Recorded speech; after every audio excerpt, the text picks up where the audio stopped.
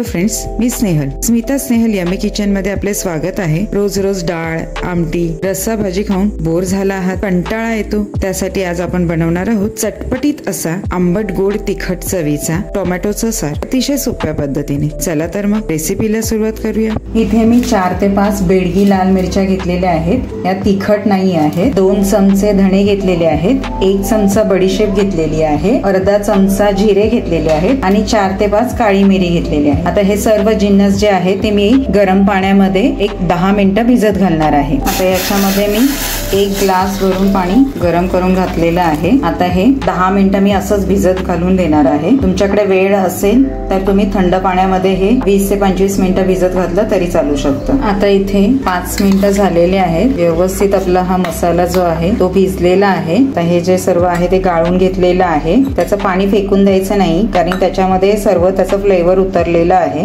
आता आपण हे मिक्सरच्या भांड्यामध्ये व्यवस्थित असं वाटून घेऊया। अशा पद्धतीने हे वाटून झालेलं आहे।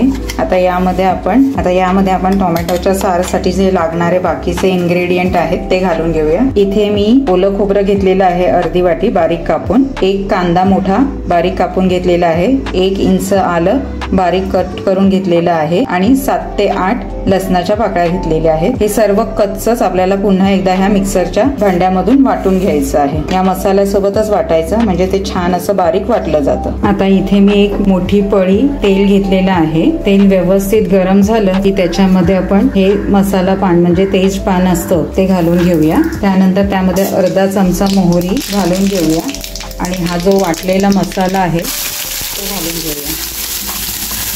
गॅसची फ्लेम स्लो ठेवायची, कारण मसाल्यामध्ये पाणी असल्यामुळे तो जास्त तडतडतो। व्यवस्थित असा सगळा मसाला आपण याच्यामध्ये घालून घेऊया। आता हा जो मसाला आहे तो व्यवस्थित असा तेल सुटेपर्यंत आपण परतून घेणार आहोत। आता इथे मी 4 ते 5 म्हणजे इथे मी 5 टोमॅटो घेतलेले आहेत, पण साईजला हे छोटे आहेत त्यामुळे मी 5 टोमॅटो घेतलेले आहेत। तुमचे जर साईजला मोठे असतील तर तुम्ही 2 किंवा 3 टोमॅटो घेतले तरी सुद्धा चालू शकतं। आता हे मी स्वच्छ धुवून घेतलेले आहेत, ते आता मी रफली चॉप करून घेते। अशा प्रकारे हे टोमॅटो मी कट करून घेतलेले आहेत, बारीक नाही केलेले आहेत। हे आपण मिक्सर मध्ये बारीक करून घेऊया आता याची प्युरी। आता इथे आपले टोमॅटो पण छान असे बारीक वाटून झालेले आहेत, त्यांना कलर पण छान असा आलेला आहे। आता इथे आपला मसाला व्यवस्थित भाजतो आहे, त्याच्यासोबतच आपण ही कच्च्या टोमॅटोची पेस्ट जी आपण केलेली आहे प्युरी ती पण घालून घेऊया आणि व्यवस्थित असं आपण हा मसाला भाजून घेऊया। टोमॅटोची प्युरी घातल्यावरती मसाल्याला फार छान असा रंग आलेला आहे। तर हे व्यवस्थित आपण असं मीडियम गॅसवरती मसाला भाजून घेऊया। आता यामध्ये आपण 1 चमचा काश्मीरी लाल मिरची पावडर टाकूया। ही तिखट नसते, आपल्या टोमॅटोच्या सारला कलर छान असा येण्यासाठी आपण ही काश्मीरी लाल मिरची पावडर टाकलेली आहे। तुम्हाला जर थोडासा स्पायसी हवा असेल, तिखट हवा असेल, तर तुम्ही तुमच्या साठवणीतला कोणताही मसाला याच्यामध्ये ऍड केला तरी चालू शकतो।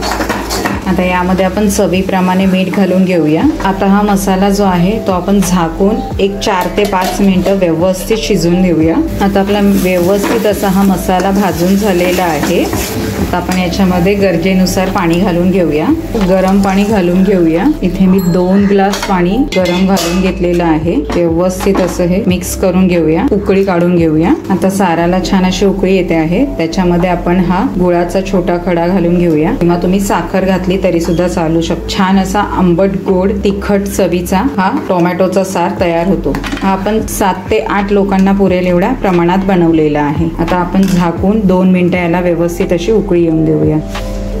आता 2 मिनिटं झालेली आहेत, साराला छान अशी उकळी आलेली आहे। आपण जास्त पातळ पण नाही आणि जास्त घट्ट पण नाही ठेवलेला आहे। आता आपण गॅस बंद करून घेऊया आणि त्याच्यावरती थोडीशी कोथिंबीर पेरून घेऊया। आता आपण हा सर्विंग बाउल मध्ये टोमॅटोचा सार काढून घेऊया। पटकन बनणारा असा आहे हा। अतिशय सोप्या पद्धतीने आपला हा टोमॅटोचा सार तयार झालेला आहे। टोमॅटो उकडायची वगैरे काही गरज नाहीये, मसाला भाजायची गरज नाहीये। कच्चा मसाले आपण बारीक करून, टोमॅटो कच्चा बारीक करून ही रेसिपी केलेली आहे। अतिशय उत्तम चवीचा असा हा झालेला आहे। याच्यासोबत गरमागरम वाफळता भात आणि हा टोमॅटोचा सार ही खायची मज्जाच काही और आहे। तुम्ही पण नक्की ट्राय करा। तुम्हाला माझी ही रेसिपी आवडली असेल तर प्लीज लाईक, शेअर आणि सबस्क्राईब करायला विसरू नका। धन्यवाद।